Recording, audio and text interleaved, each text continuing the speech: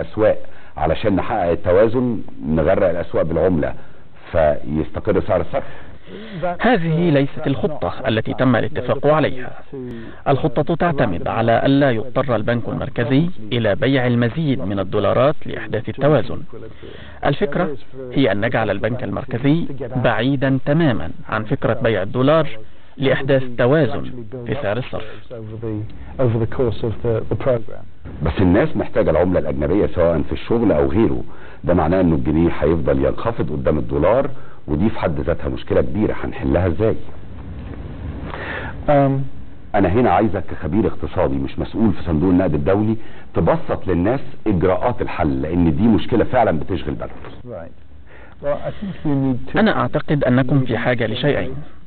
أنتم تحتاجون إلى سعر صرف تستطيع الناس التعامل عليه من خلال أنظمة تسمح لهم بذلك، ولذلك نحن نؤكد على ضرورة مرونة سعر الصرف حسب سياسة العرض والطلب. وأنتم أيضا تحتاجون إلى إجراءات احترازية للمحافظة على احتياطي النقد الأجنبي بعيدا عن استنزافه، وهذا من أهداف البرنامج، لنجعل الناس تطمئن إلى أن سعر الصرف مستقر. To build up reserves a bit more, to make people feel secure that the exchange rate is going to stabilize at a market clearing rate. انتوا مدحتوا خطة الحكومة لرفع الدعم عن الطاقة، ولكن الحقيقة ان ده بيأثر بارتفاع الاسعار والناس بتبتدي تشتكي منه. ازاي نقدر نحل المعضلة، نحرر سعر بيع الطاقة وفي نفس الوقت نحافظ على الاسعار ما تبقاش غالية جدا؟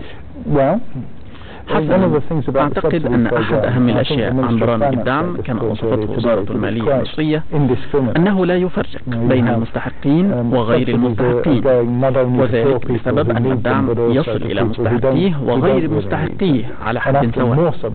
فمثلا الأغنياء ممن يملكون سيارات فارهة يتمتعون بدعم على الوقود، وكذلك أصحاب المنازل الكبيرة الفاخرة يتمتعون بدعم على الكهرباء. فنحن نرى بعض التأثيرات على التضخم من خلال برامج إصلاح الدعم. معدلات التضخم لا بد أن تنخفض، وفي الحقيقة سد عجز الموازنة يساعد على تخفيض معدلات التضخم، ولكن ليس من خلال البنك المركزي الذي ضخ أموالا لسد عجز الموازنة مما يساعد على زيادة معدلات التضخم، وهذه العملية لها تأثير كبير عليه. And that's really the process that drives inflation. That's one of the reasons why reducing the budget deficit is so important. طيب ايه هي النقط المحددة اللي انتوا اتفقتوا مع الحكومة عليها فيما يخص السياسات النقدية؟ النقاط الرئيسية للاتفاق تتمثل في أنه لا بد من استمرار إصلاح برامج الدعم، ولا بد من إقرار المزيد من الضرائب، وخصوصا تمرير قانون ضريبة القيمة المضافة. ومن المهم بعد توفير هذه الأموال توجيهها إلى الفئات الأكثر احتياجا خلال الفترة القادمة. كريس جارفيس رئيس بعثة صندوق النقد الدولي في المفاوضات مع الحكومة المصرية بشأن القرض البالغ 12 مليار دولار، أشكرك شكرا جزيلا. متطلعين للموافقة بتاعة المجلس التنفيذي، وإن شاء الله يكون لنا لقاءات تانية بعد هذه الموافقة وبدء صرف الدفعات.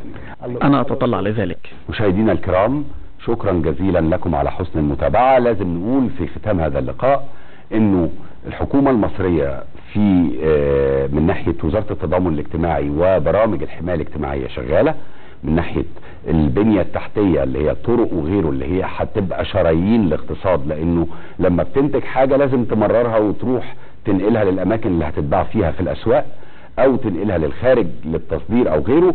كل دي حاجات شغالة فعلا. صحيح الوقت صعب، لكن بشوية صبر ممكن نوصل لان احنا نحقق ده، وخصوصا مع البرنامج الاصلاحي اللي بيتم اتباعه في الفترة الحالية. اللي مطلوب بقى مننا في الاخر هو الشغل ثم الشغل ثم الشغل، لان الفلوس مش هتيجي من الهواء، عجز الموازنة مش هيتسد من الفراغ. احنا لازم نشتغل نجيب فلوس، ده بيسد عجز الموازنة. بنقدر نحقق حاجات كتير جدا من ورا ده، ليس اقلها الصرف على التعليم والصحة، وكمان حماية الاكثر احتياجا والدعم الاجتماعي للفئات الاقل حظا في الشعب المصري. بشكركم على حسن المتابعة، والى اللقاء.